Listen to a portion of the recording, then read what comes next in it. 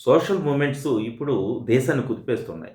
Cockroach Janata party ఇచ్చినటువంటి పిలుపు మేరకు నీట్ పేపర్ లీక్ విషయంలో దేశ రాజధానిని కుదిపేస్తోంది.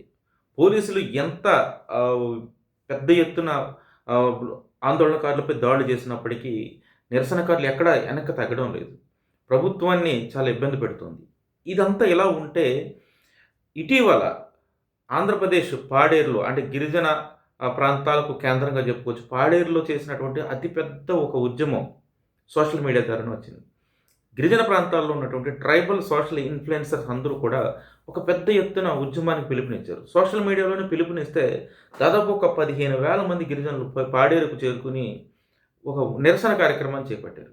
దానికి అంత పెద్ద ఎత్తున రెస్పాన్స్ వస్తదని ఎవరు ఎక్స్‌పెక్ట్ చేయలేదు. కానీ ఆ ఉద్యమం ఏంటంటే 1 ఆఫ్ 70 యాక్ట్ కోసం, అదేవిధంగా జీవో నంబర్ 3 కోసం ఈ ఉద్యమం జరిగింది.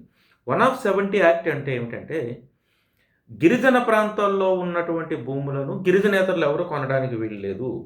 అంటే ముఖ్యంగా షెడ్యూల్ ఏరియా. షెడ్యూల్ ఏరియా అంటే గిరిజన ప్రాంతాలుగా గుర్తించినటువంటి ప్రాంతాలను షెడ్యూల్ ఏరియా అంటారు. అంటే శ్రీకాకుళం నుంచి వెస్ట్ గోదావరి వరకు ఉన్నటువంటి ట్రైబల్ మండలాల్లో ట్రైబల్స్ ఉన్నటువంటి మండలాలని ట్రైబల్ నివసిస్తుంది కదా! ప్రభుత్వం ఇది గిరిజన ప్రాంతం అని గుర్తించినటువంటి ప్రాంతాల్లో నాన్ ట్రైబల్స్ ఎవరు కూడా ల్యాండ్స్ కొనడానికి లేదు.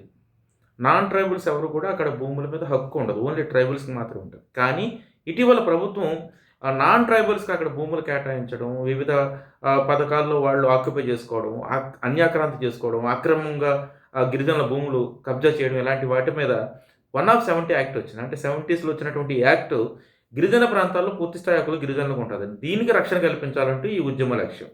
ఇంకొకటేంటంటే జీవో నంబర్ 3 ఆహ్, గిరిజన ప్రాంతాల్లో ఉన్నటువంటి టీచర్ పోస్టులన్నీ కూడా గిరిజనులతోనే నింపాలనేది జీవో నంబర్ 3.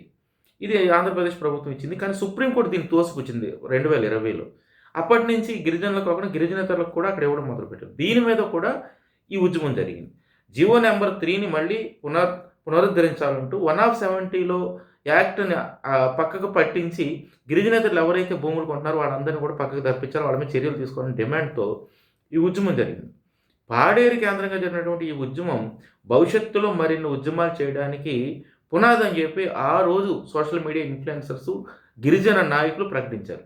మరి దీని మీద కూడా ప్రభుత్వం తక్షణమే స్పందించి ఆ దిశగా అడుగులు వేయాల్సినటువంటి అవసరం ఉంది. లేని పక్షంలో గిరిజనులు చేయబోయే ఉద్యమం ఇప్పుడు ఢిల్లీలో జంతర్ మంతర్ వద్ద సీజీపీ చేస్తున్నటువంటి ఉద్యమం ఏ స్థాయిలో అయితే వెళుతుందో ఆ స్థాయిలో ఈ గిరిజనోద్యమం మరొకసారి ప్రభుత్వాన్ని కుదపడానికి అవకాశం ఉందనేది ముందుగానే ప్రభుత్వం గుర్తించాల్సినటువంటి అవసరం ఉంది. Thank you.